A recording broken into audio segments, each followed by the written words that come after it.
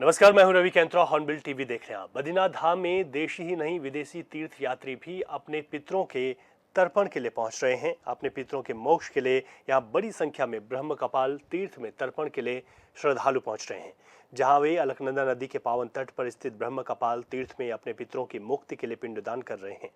इसी क्रम में 16 सदस्यीय विदेशी रशियन तीर्थ यात्रियों के दल ने ब्रह्म कपाल तीर्थ में अपने पितरों के निमित्त पिंडदान कराते हुए सदियों से चली आ रही सनातनी संस्कृति का एक मजबूत उदाहरण पेश किया।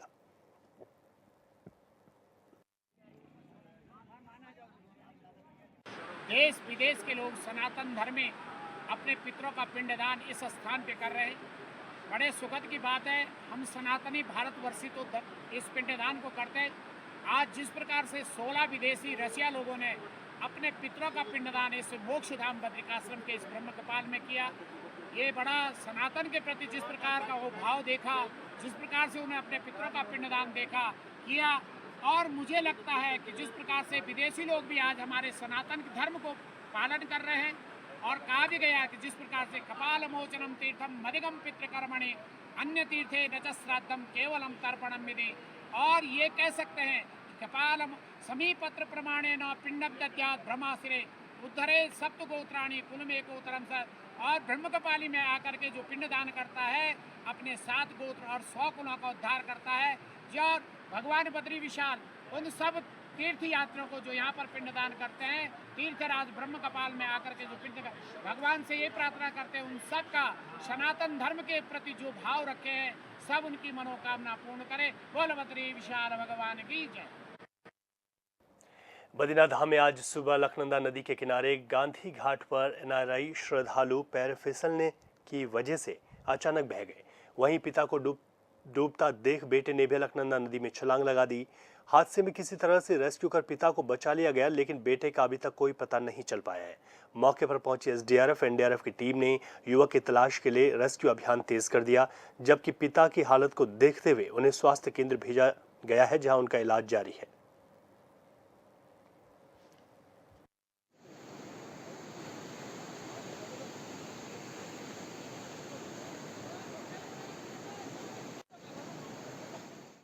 वहीं दून अस्पताल में वायरल बुखार से वार्डों में मरीजों की भरमार देखने को मिल रही है। अचानक यहां पर संख्या बढ़ गई है। आपको बता दें कि यहां पर मरीजों की संख्या में बढ़ोतरी के साथ ही अस्पताल में अव्यवस्थाएं भी दिखाई दे रही हैं, जिससे मरीजों को परेशानी का सामना करना पड़ता है। ऐसे में अस्पताल में व्यवस्थाओं को लेकर सवाल उठ रहे हैं। वहीं बीजेपी प्रदेश प्रवक्ता कमलेश रमन का कहना है कि जिस तरीके से यहाँ पर मरीज आ रहे हैं, बीमारियां ज़्यादा है, अस्पताल काफ़ी बड़ा अस्पताल है, यहाँ पूरे प्रदेश के मरीज आते हैं, तो हल्की फुल्की परेशानी भी होती है। लेकिन मंत्री और मुख्यमंत्री लगातार स्वास्थ्य व्यवस्थाओं को लेकर अलर्ट हैं।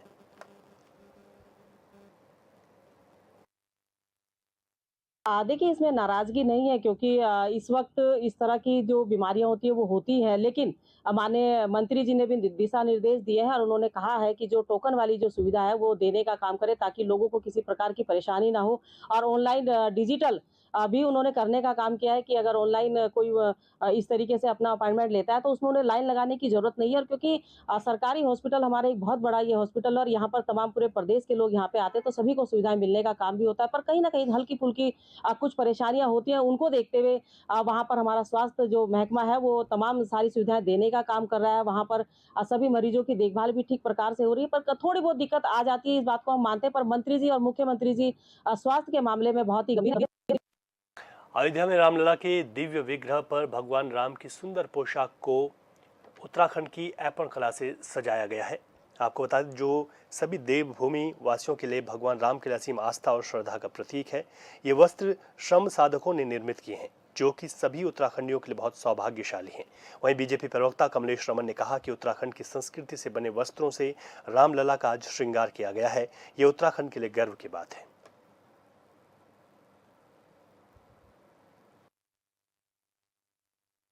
बिल्कुल, देखिए, उत्तराखंड की हमारी जो लोक संस्कृति है, हमारे यहाँ का जो पहनावा है, हमारे यहाँ की जो चीज़ें हैं, जो हमारे धार्मिक पौराणिक चीज़ें जो हमारी चलती हैं, उनको अगर हम किसी भी अन्य प्रदेशों में भेजने का काम करते हैं, जिस तरीके से हमारे श्री राम जी के वस्त्रों को बनाने का यहाँ के हमारे उन कलाकारों ने काम किया है, हमारे उन लोगों ने काम किया, मुझे लगता है बहुत ही गर्व का महसूस होता है। और ऐतिहासिक कार्य किया है उन्होंने कि अगर श्री राम जी अगर उत्तराखंड के बनाए हुए उन ऐपण के वस्त्रों को अगर पहनाया जाएगा वहां पर, तो मुझे लगता है कि पूरे देश के अंदर ये गर्व की बात होगी कि उत्तराखंड एक ऐसा पहला राज्य है जो हमेशा प्रथम स्थान पर आता है। और क्योंकि श्री राम जी को भारतीय जनता पार्टी हमेशा एक पूजनीय मानते हुए वहां पर विराजमान उनको करने का काम किया, क्योंकि श्री राम जी पूरे देश और दुनिया में जो है पूजे जाते हैं। तो मुझे लगता है कि ये उत्तराखंड के लिए बहुत ही गर्व और ऐतिहासिक निर्णय हुआ है। बीजेपी ने आंध्र प्रदेश के तिरुपति मंदिर के लड्डू के प्रसाद में मिलावट को लेकर दुर्भाग्यपूर्ण बताया है। बीजेपी प्रदेश प्रवक्ता हनी पाठक ने कहा कि ये सरासर हमारी आस्था के साथ खिलवाड़ है। उत्तराखंड में जहां जहां भी भगवान का भोग बनता है, हमारी सरकार ने उसकी पवित्रता बनाए रखने के लिए अधिकारियों को निर्देश दिए हैं। सरकार की ओर से कहा गया है कि जहां भी भगवान का भोग बनता है वो शुद्धता और पवित्रता से बने, साथ ही उसमें किसी भी तरह की मिलावटी वस्तु रसोई तक न पहुंचे। आगे उन्होंने कहा कि जिस तरह से आंध्र प्रदेश के तिरुपति मंदिर के प्रसादम की पवित्रता और शुद्धता का बड़ा प्रचार प्रसार है, इस तरह हमारे यहाँ भी कई पौराणिक मंदिरों के प्रसाद का अपना एक धार्मिक महत्व है। इसीलिए उसकी पवित्रता और शुद्धता बनाए रखना भी बेहद जरूरी है।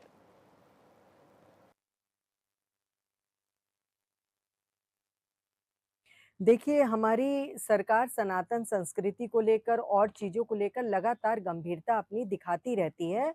उसी क्रम में जो अभी वहाँ पे देखने को मिला है आंध्र में, हमारे उत्तराखंड सरकार भी इसको लेकर गंभीर है और हमारे पर्यटन मंत्री श्री सतपाल महाराज जी ने भी कहा है कि इसकी गंभीरता को लेकर हम लोग निगरानी बनाए रखेंगे और किसी भी प्रकार से हमारे देवभूमि उत्तराखंड में जो अनेकों मंदिर, मठ हैं, चारों धाम हैं, इसमें किसी भी प्रकार से प्रसाद में इस तरीके की चीज़ें देखने को न मिले, जिससे कि लोगों की आस्था पर एक चोट और प्रहार का काम करे।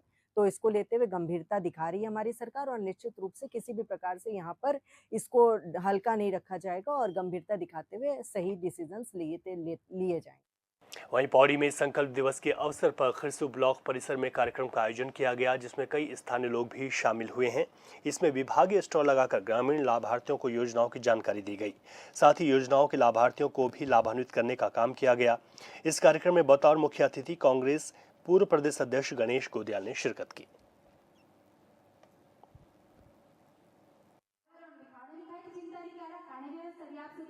इसमें नेता प्रतिपक्ष यशपाल आर्य जी से हमारी वार्ता होती रही है।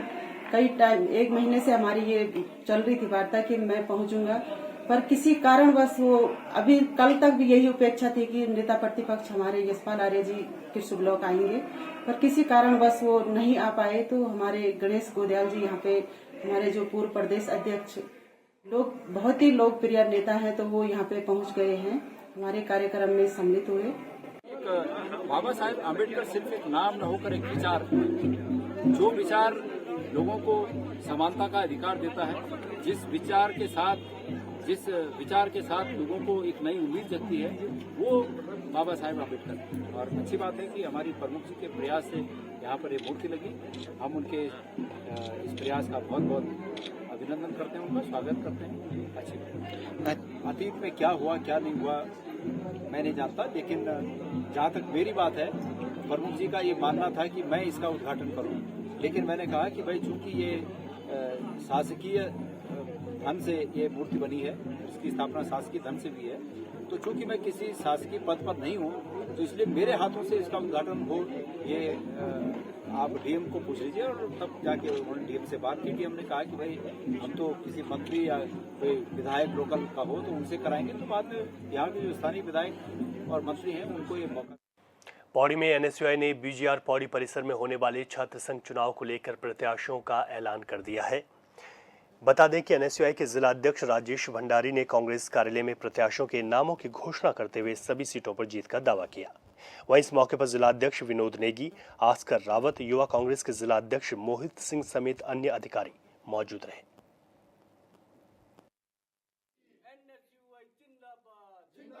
लेकिन कई बार ऐसा होता है कि परिवार के कुछ सदस्य नाराज हो जाते हैं। पिछली बार कुछ सदस्य हमारे परिवार के नाराज हो गए, तो ये हम लोगों की अप्रोच थोड़ा कुछ संगठन की नाकामी रही कि हम सबको संभाल नहीं पाए। लेकिन आज मुझे बहुत खुशी है कि मेरे साथी, मेरे भाई राजेश भंडारी जी, अभी इससे पूर्व में जो प्रत्याशी रहे हमारे अमन नयाल जी, आस्कर राव जी, इन सबके नेतृत्व में एनएसयूआई एकजुट हुई है और सब इस बार एनएसयूआई का परचम बीजीआर परिसर में पुनः लहराने जा रहे हैं।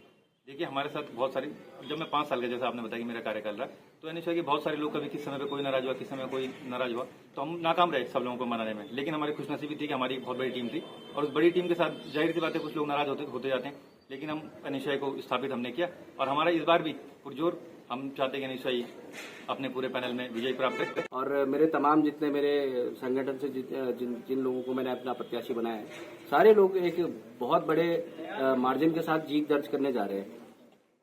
देखिए, विपक्ष के तौर पर हम कुछ ज्यादा तो नहीं कह सकते, लेकिन मुझे लगता है कि शायद सत्ता पक्ष में होना और इस वक्त सरकार में भी होना इसका एक कारण हो सकता है।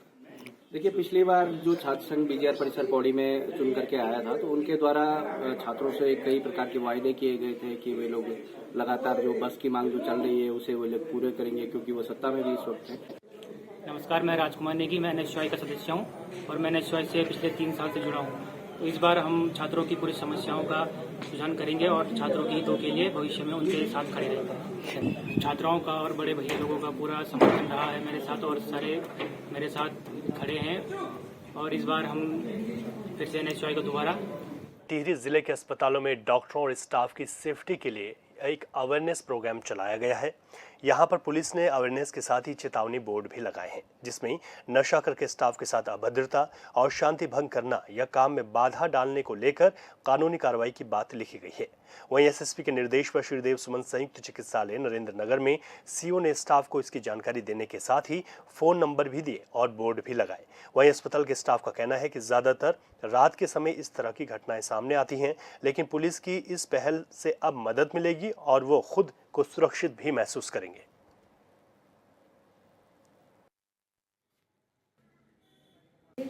कोलकाता वाला जो हुआ था, अगस्त में केस हुआ था ना, उसके बाद से शायद डीजीपी की पुलिस वालों को तो वहाँ से आया था नोटिस वगैरह कि हम हॉस्पिटल में जाके मीटिंग वगैरह करनी है। तो यहाँ पर भी पुलिस वाले एसओ सर वगैरह ये सब आए थे, इन लोगों ने हमारे साथ मीटिंग करी। उसके बाद काफ़ी निष्कर्ष निकलने के बाद ये हुआ कि इस तरह के एक बोर्ड लगाया जाए। काफ़ी लोग यहाँ पर ड्रिंक करके आते हैं, जो नाइट स्टाफ, इवनिंग स्टाफ हमारे होते हैं, उनके साथ बदतमीजी करते हैं, वो सब हमने मीटिंग में रखी थी ये बातें। तो उसके लिए सर ने हमें आश्वासन दिया था कि हम एक बोर्ड बनाएंगे इस तरह का और यहाँ पर लगाएंगे, ताकि एक बार मतलब लोगों जो ड्रिंक करके आते हैं एक बार नज़र पड़ेगी तो कुछ तो उनका इफेक्ट पड़ेगा इस बात का। ये बहुत अच्छा कार्य किया गया है हमारे अस्पताल में, जो ये चस्पा लगाया गया है।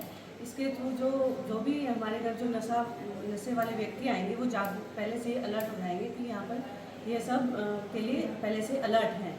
जो भी अभद्र व्यवहार किया जाता है उसके लिए जो हमारे जो भी यहाँ पे पी के जो भी गलत व्यवहार किया जाता है उसके लिए बहुत सहायक रहेगा कि जो भी आएगा वो पहले इस चस्पे को पढ़ेगा और जो भी अभद्र कार्य करने से पहले बचा। खबर हल्द्वानी से, जहां पर एक बार फिर माहौल खराब करने की कोशिश की गई। यहां पर भक्त प्रहलाद की मूर्ति को खंडित करने का मामला सामने आया है। मामला हल्द्वानी के मंगल पड़ाव क्षेत्र का है, जहां पर होली ग्राउंड में लगी भक्त प्रहलाद की मूर्ति को खंडित कर दिया गया। इसके बाद हिंदू संगठन के लोगों ने जमकर नारेबाजी करते हुए प्रदर्शन किया। देर रात तक दोनों समुदाय के लोग आमने सामने थे। वहीं पुलिस ने बड़ी मुश्किल से मामले को शांत कराया। हिंदू संगठन ने प्रशासन को सुबह 11 बजे तक का अल्टीमेटम दिया था कि वो मूर्ति को खंडित करने वालों को गिरफ्तार करें, लेकिन 11 बजे तक व्यक्ति की पहचान न होने से नाराज हिंदू संगठन के लोगों ने फिर प्रदर्शन किया है, साथ ही हनुमान चालीसा का पाठ भी किया है।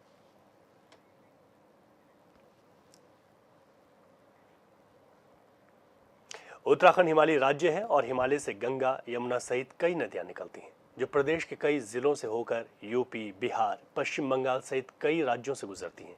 लेकिन यहाँ से निकलने के बाद नदी इतनी दूषित हो जाती है कि पानी का रंग ही बदल जाता है। अब हरिद्वार के साधु संतों और बीजेपी विधायक ने गंगा संरक्षण के लिए मुहिम चलाने की बात कही है।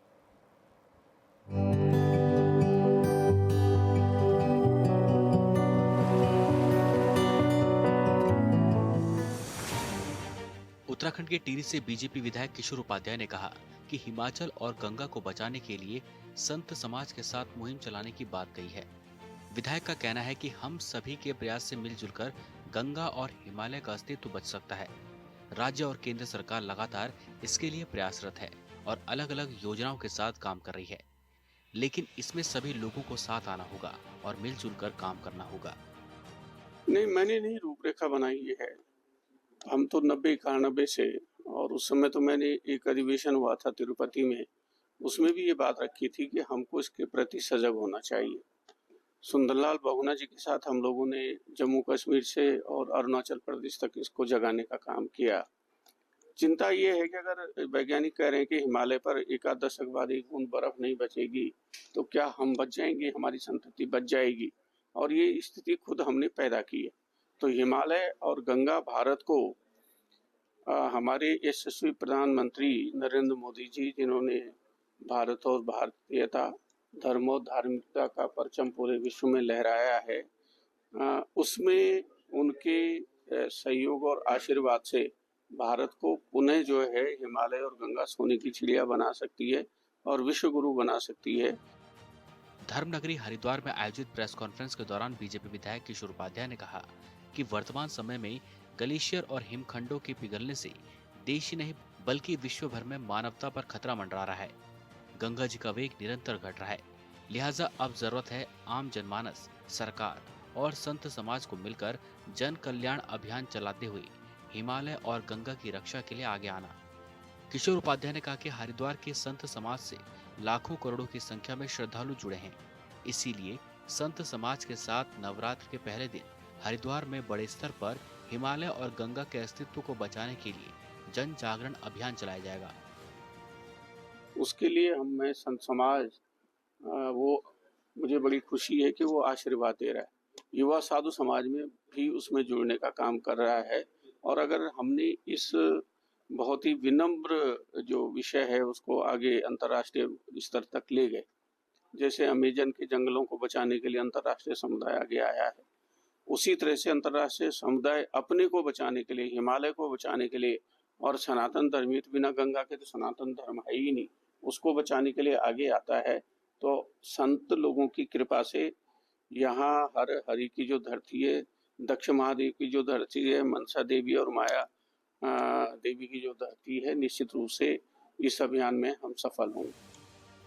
श्री चेतन ज्योति आश्रम के अध्यक्ष स्वामी ऋषिवरानंद और बाबा हठ योगी महाराज ने कहा कि संत समाज राज्य सरकार से मांग करता है कि प्रत्येक स्कूल और विद्यालयों में सरकार की ओर से जागरूकता अभियान चलाकर स्कूली बच्चों और छात्र छात्राओं को हिमालय और पर्यावरण की रक्षा के प्रति बड़े स्तर पर जागरूक किया जाए।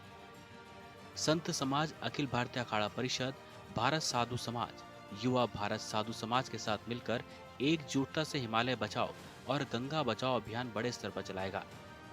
हमारे पूर्व अखाड़ा परिषद के अध्यक्ष प्रवक्ता बाबा हठ योगी जी महाराज और गंगा पुत्र के रूप में जाने वाले उत्तराखंड के राजनीति के अच्छे विचारक माननीय हमारे श्री किशोर उपाध्याय जी हिमालय और गंगा जी के संरक्षण और उसको बचाने के लिए उन्होंने सुंदरलाल बहुगुणा जी के साथ भी बहुत सारे आंदोलन किए। आज वैज्ञानिकों की इस दृष्टिकोण से कि आने वाले समय में माँ भगवती गंगा जी लुप्त हो जाएंगी, उस पर चिंतन करने के लिए संत समाज अखाड़ा परिषद से भी प्रयागराज का कुंभ मेला होने जा रहा है। उसमें विशाल संगोष्ठी रखी जाएगी, जिस पर इन पर सख्त निर्णय लेने के लिए यह संगोष्ठी की जाएगी। और भारत सरकार से भी निश्चित रूप से ये बात की जाएगी कि इसके ऊपर कोई सख्त से सख्त कानून बनाया जाए, जिससे कि माँ भगवती गंगा जी का संरक्षण हो। उसमें जो जाने वाले हमारे यात्री हिमालय में हैं वो गंदगी कम से कम फैलाएं। और ये उत्तराखंड सरकार से भी ये भारत साधु समाज मांग करेगा कि जब तक जन जागरण लोगों के अंदर सबसे भय भी ना हो न प्रीत, हमारे यहाँ कहा गया है, जब तक उसके प्रति अगाध या तो श्रद्धा हो, और यदि श्रद्धा भाव ना हो तो उनको भय की स्थितियां उनके अंदर पैदा करनी पड़ेंगी, जिससे कि इसका संरक्षण हो पाएगा। तो भय की स्थिति जब तक नहीं होगी तो व्यक्ति नहीं संभलेगा। तो इस पे सख्त से सख्त कानून बनाने की हमारी ये मांग है। साधु संत भी इस बात पर जोर देते हैं कि हिमालय और गंगा का अस्तित्व रहेगा, तभी मानव सभ्यता बच पाएगी। उत्तराखंड आने वाले तीर्थयात्री से अपील है कि गंगा में प्लास्टिक का विसर्जन ना करें। गंगा को स्वच्छ और निर्मल बनाए रखना हम सभी का दायित्व है। जोर इस बात पर दिया जा रहा है कि सभी को मिलकर पर्यावरण को दूषित होने से बचाना होगा। मोक्षदायिनी माँ गंगा जगत की पालनहार है। देखिए, विचार तो बहुत आते रहते हैं, जाते रहते हैं, लेकिन जो अब विचार आया है ये एक संकल्प का विचार है। गंगा और हिमालय को बिल्कुल शुद्ध और पवित्र रखने का विचार है। और हम ये जो यहाँ बैठ के चेतन ज्योति आश्रम में किशोर उपाध्याय जी, मैं, ऋषिश्वरानंद जी, बाकी हमारे बाकी लोग करके, तो हम इस मुहिम को बहुत आगे तक बढ़ाएंगे।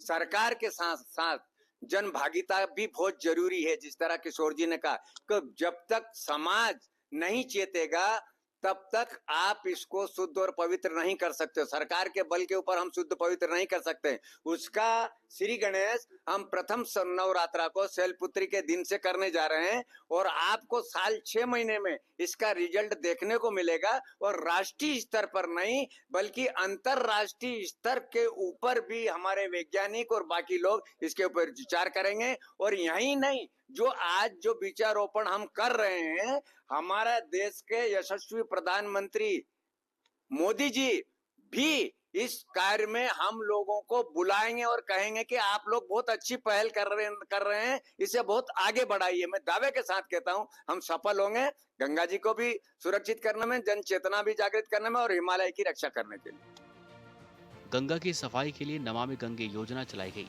जिसमें केंद्र और राज्य सरकार ने सैकड़ों करोड़ों रुपए खर्च किए, फिर भी गंगा साफ नहीं हो सकी।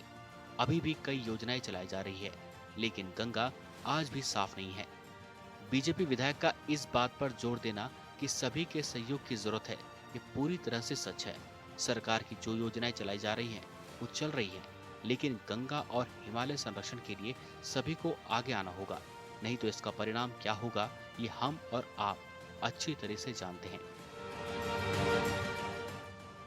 Bureau report, hornbill TV.